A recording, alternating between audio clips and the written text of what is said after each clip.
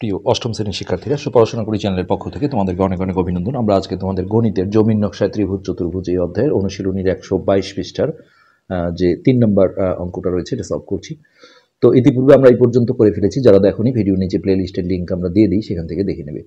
তো এখানে বলা হয়েছে ধরো চারটি বাহুর দৈর্ঘ্য দেওয়া আছে। একটা হচ্ছে 4 সেমি, একটা 3 সেমি, 3.5 সেমি আর 5 সেমি অর্থাৎ সেন্টিমিটার, এবং যে কোনো একটি কোণ দেওয়া আছে 60 ডিগ্রি। চতুর্ভুজটি অঙ্কন করো। তো এখানে কোণটা কিন্তু বলে দেওয়া হয়নি যে কোনো বাহুর দুটো বাহুর মাঝখানের কোণ কিনা, অন্তর্ভুক্ত কোণ কিনা, যার কারণে আমরা যে কোনোভাবে আঁকতে পারবো। তো প্রথমত আমরা 3 নম্বর দিচ্ছি। তো এইখানে আমরা বাহুগুলো নিয়ে নিই। একটা হচ্ছে 4 সেমি, এই যে 4 সেন্টিমিটার একটা বাহু নিলাম। বাহুগুলোর নাম ছোট হাতের অক্ষরে দিতে হয়, এখানে লিখে দাও 4 সেমি। এরপরটা আছে 3 সেমি, তো এর নিচে আমরা একটা 3 সেমি নিলাম, এটা বি দিয়ে এইখানে লিখে দাও 3 সিএম।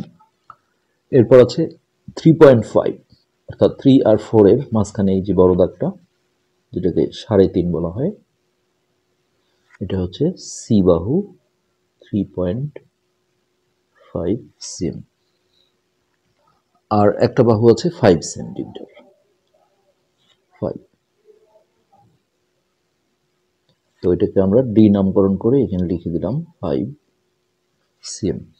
আর যে কোনো একটা কোণ দেওয়া ছিল, যেটা হচ্ছে 60 ডিগ্রি অর্থাৎ 60 ডিগ্রি একটা অ্যাঙ্গেল। তো এই কোণটা আমরা হচ্ছে যে চাঁদা দিয়ে পরিমাপ করে নেব। 60 ডিগ্রি একটা কোণ, এটা আমরা এই পাশে সেটিং করি।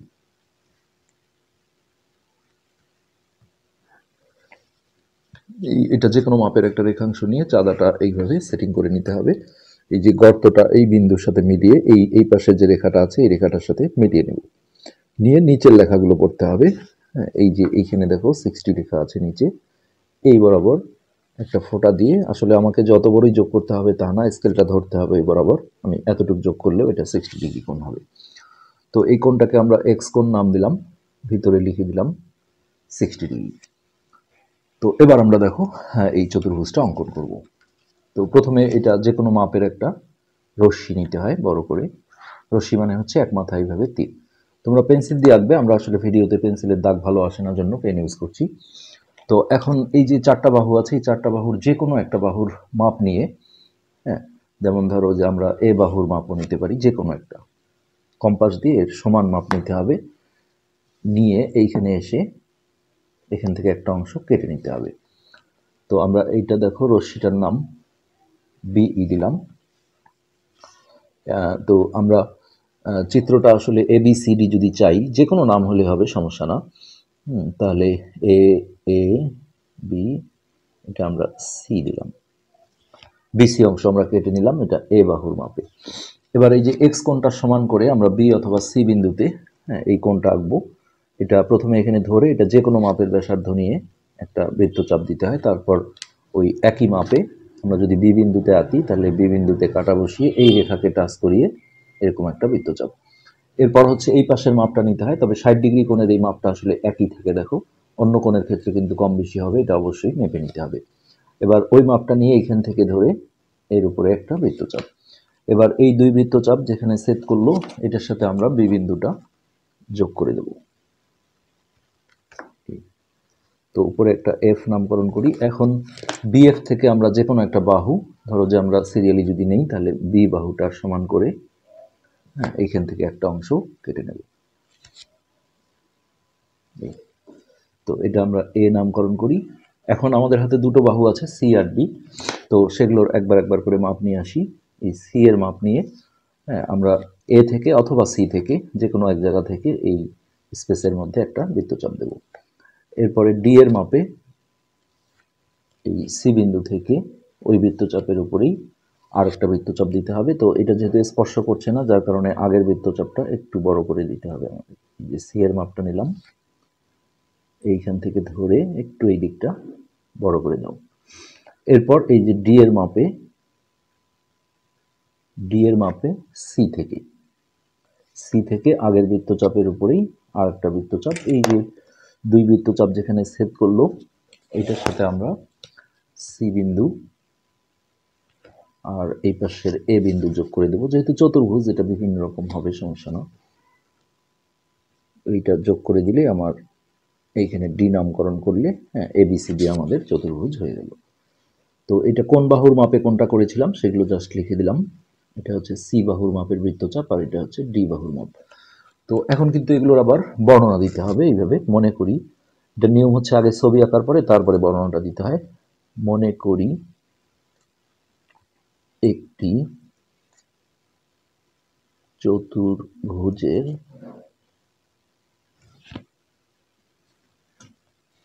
চারটি বাহুর দৈর্ঘ্য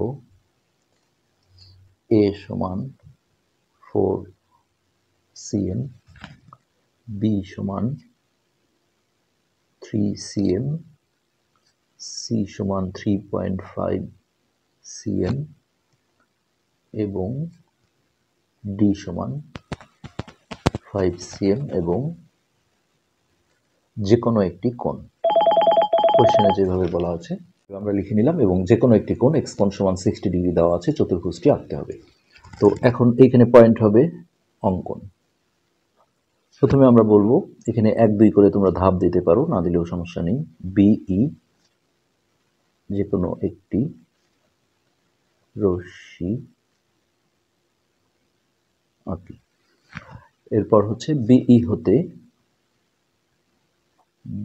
হতে এই ছোট হাতের এ এর সমান করে, এই যে দেখো এ বাহুর সমান করে আমরা বিসি অংশটা কেটে নিয়েছিলাম, করে বিসি অংশ কেটে নেই লেখা যায় না, নিই।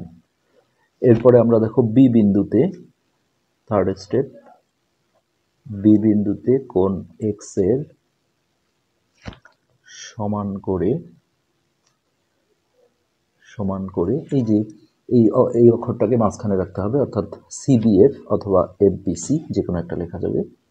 তো আমরা এফবিসি দিলাম, এফবিসি কোণ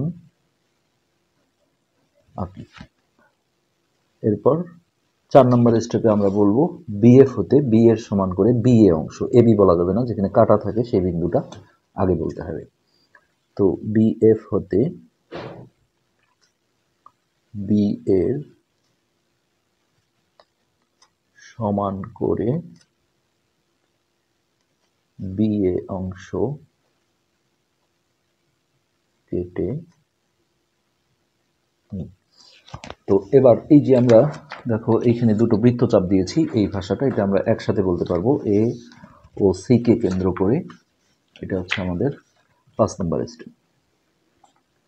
এ ও সি কে কেন্দ্র করে, দুটো একসাথে বললে যথাক্রমে দিয়ে লিখতে হয়। যথাক্রমে এর মানে হচ্ছে এরটা আগে বলা, তাহলে এর সময় আমরা সি এর মাপ নিয়েছিলাম ও, আর যখন সি কে কেন্দ্র করেছিলাম তখন ডি এর মাপ নিয়েছিলাম, তাহলে এগুলো ছোট হাতের সিডি।